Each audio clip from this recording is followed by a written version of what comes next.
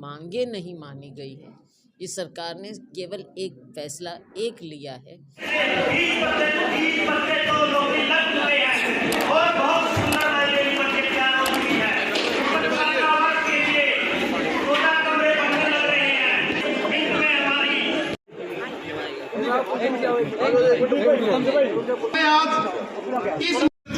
गवलैंड जी, सुर सिंह जी, रणधीर सिंह जी, वासुदेव सिंह जी, खोला जी, भाई रामनिवास राणा जी, भाई सदन सिंह जी नरवाना गवलैंड जी, गुरदीप दिल जी, सपुत्र सिंह सांसद, भाई सुरेंद्र, भाई राजेश अमरसर जी, राजू एमसी जी, भाई रामपाल उजाना जी वरिष्ठ कांग्रेस, और इनके साथ साथ डॉक्टर भीमराव अम्बेडकर सभा के प्रांगण में पहुंचने पर आप सभी का हृदय की गहराइयों से जी आयानु आदर सत्कार करते हैं, प्रणाम करते हैं।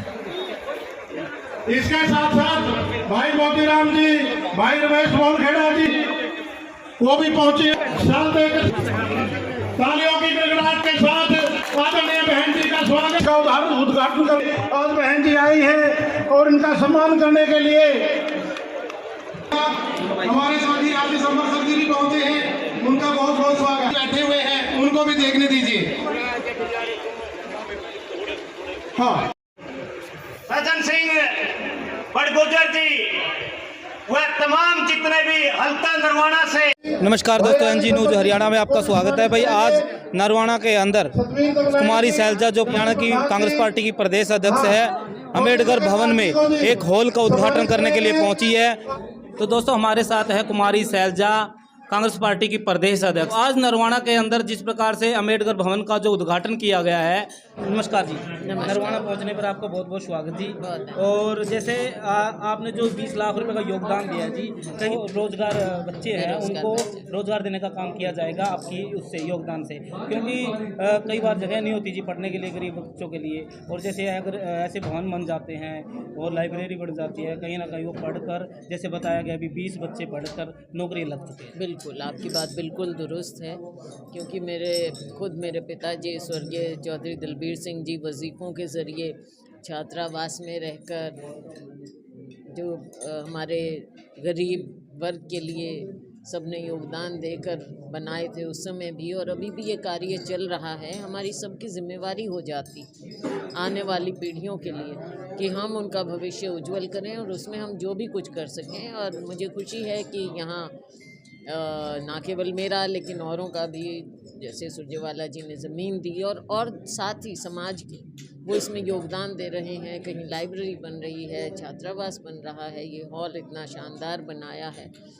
सभी इसमें योगदान देते हुए बच्चों के भविष्य की नींव यहाँ से रख रहे हैं, और आगे आने वाले वक्त में हमारे बच्चे, काबिल बच्चे आगे बढ़ेंगे, अच्छी अच्छी नौकरियाँ पाएंगे और ज़िंदगी में अच्छे मकाम हासिल करेंगे। तो जैसे जी आपका ये योगदान था रणदीप सिंह सुरजेवाला का, ये कहीं ना कहीं जो पढ़े लिखे युवा साथी है उनको एक अवसर पैदा होगा इस चीज़ की। जी बिल्कुल बिल्कुल, आगे के लिए वो यहाँ पर पढ़ लिख कर आगे आएंगे, बहुत अच्छा होगा। अच्छा।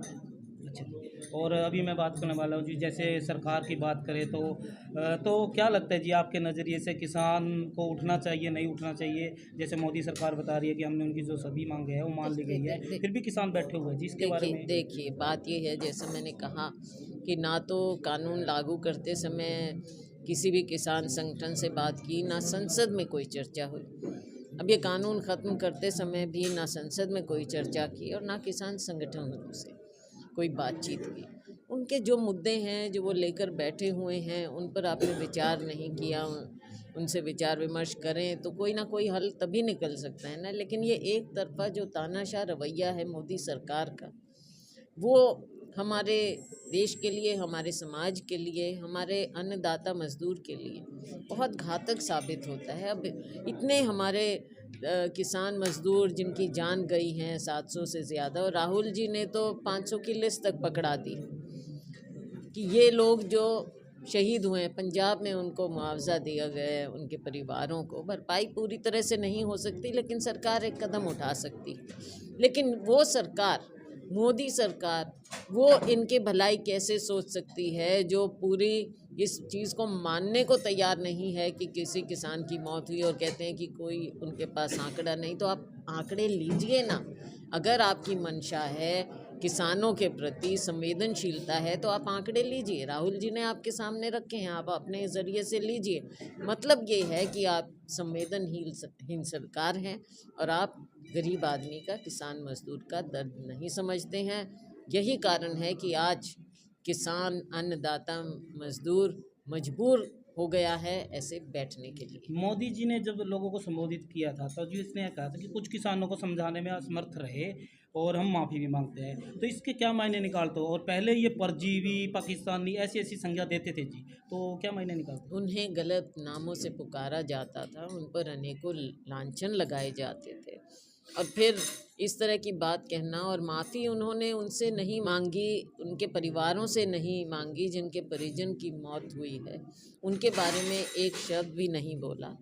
तो इस तरह की सरकार, और खुद मोदी जी जो हमारे प्रधानमंत्री हैं, जिनसे उम्मीद रखती है जनता कि जो प्रधानमंत्री पद को सुशोभित करता है वो सब जनता के दर्द को समझेंगे और उसका हल निकालेंगे, वो की मांगे नहीं मानी गई है। इस सरकार ने केवल एक फैसला लिया है कि हम ये तीनों कानून वापस लेते हैं, लेकिन जो दूसरे मुद्दे हैं उन पर उन्होंने चर्चा तक, वो मुद्दा नहीं मान रहे हैं। तो ये जो आंदोलन हुआ था ये सिर्फ 3 कानून के लिए हुआ था, तो बाकी मांगे ये सरकार का कहना होगा, लेकिन किसान संगठनों का पहले दिन से शायद ये नहीं था। और भी बहुत सी बातें हैं, ये चर्चा हो तो बैठे हुए हैं, सही बैठे हुए हैं। देखो, सही गलत तो आप उनसे बातचीत करोगे, उनका हल निकालोगे तो वो अपने आप उठ जाएंगे। तो बहुत बहुत धन्यवाद।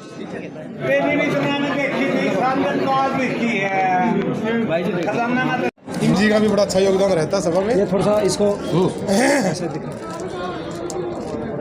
आज नरवाना के अंबेडकर भवन में कांग्रेस पार्टी की प्रदेश अध्यक्ष कुमारी शैलजा के द्वारा जो अंबेडकर भवन है उसमें एक हॉल का उद्घाटन किया गया है। अंबेडकर संस्था के सदस्य हमारे साथ सतबीर दबलैंड जी। तो मैं आप NG न्यूज का अंबेडकर भवन छात्रावास में आने पर हृदय की गहराई से आपका स्वागत करता हूं। सर, मेरा सबसे पहला क्वेश्चन ये है, आज कुमारी शैलजा कांग्रेस पार्टी के जो प्रदेश अध्यक्ष है वो आज यहाँ पर पहुँची थी, जिन्होंने यहाँ पर जो हॉल है उसका उद्घाटन किया है। तो इस अंबेडकर भवन में किन किन लोगों का सर योगदान रहा है और योगदान की वजह से आज जो अंबेडकर भवन है बड़ी खूबसूरत दिखाई दे रहा है सर?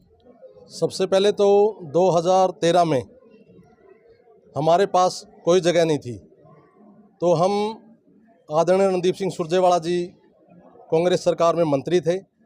हमारी पूरी कमेटी रणदीप सिंह सुरजेवाला जी के पास गई और हमने एक दरख्वास्त की कि सर हमारे पास नरवाना में अंबेडकर भवन छात्रावास नहीं है।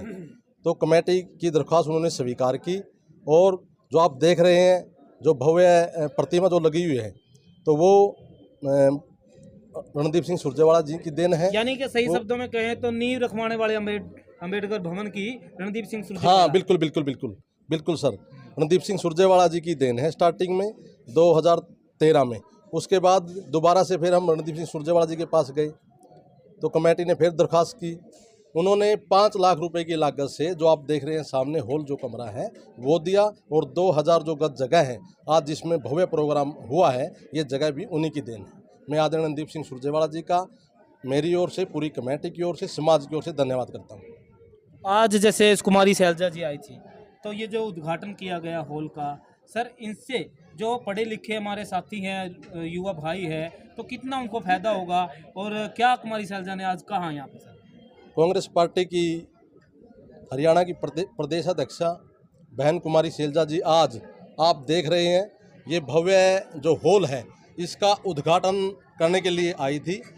आदरणीय बहन कुमारी शैलजा जी ने 20 लाख रुपए की राशि अंबेडकर सभा को दी थी और उसका आप देख रहे हैं जो हॉल का निर्माण है जो वो हो चुका है। तो बहन कुमारी शैलजा जी का भी मैं समाज की ओर से, अंबेडकर सभा की कोर कमेटी की सदस्य होने के नाते मैं उनका धन्यवाद करता हूं। और जो आपने एक क्वेश्चन पूछा वे शिक्षा के क्षेत्र में किस प्रकार से उनका योगदान रहेगा, मैं आपको बता देना चाहता हूं। हमारे पास एक भव्य लाइब्रेरी है जिसमें 50-60 बच्चे पढ़ने आते हैं और उसमें बिल्कुल निःशुल्क शिक्षा जो है वो दी जाती है। तो यहाँ से लाइब्रेरी से बड़ी खुशी की बात है, 19 बच्चे पढ़ कर के सरकारी नौकरी पा चुके हैं। तो ये हमारे लिए बड़ा सौभाग्य की बात है, हमारे लिए बड़ी खुशी की बात है। यहाँ पर निःशुल्क है जी, शुल्क लगता है यहाँ? बिल्कुल निःशुल्क है, यहाँ कोई फीस नहीं ली जाती और किसी भी समाज का कोई भी बच्चा यहाँ पर सुबह से आकर के शाम तक पढ़ सकता है। और यहाँ जैसे ब्याह शादियाँ भी होती हैं, ऊपर आप देख रहे हैं कमरों का निर्माण कार्य जो शुरू हो गया है, नगर परिषद की ओर से 10 लाख रुपए आए हैं और अभी डीसी साहब ने भी पैसे ग्रांट दिया अपने डी प्लान से, तो ऊपर जो है 14 कमरों का निर्माण जो है हो चुका है, वो जल्दी बनकर तैयार हो जाएंगे। ठीक है, तो देख सकते हैं हमारे साथ सतबीर दबलैंड जी थे। कुलदीप जी हमारे साथी है। कुलदीप जी, क्या कुछ कहना चाहेंगे आज कुमारी शैलजा ने जो योगदान दिया है?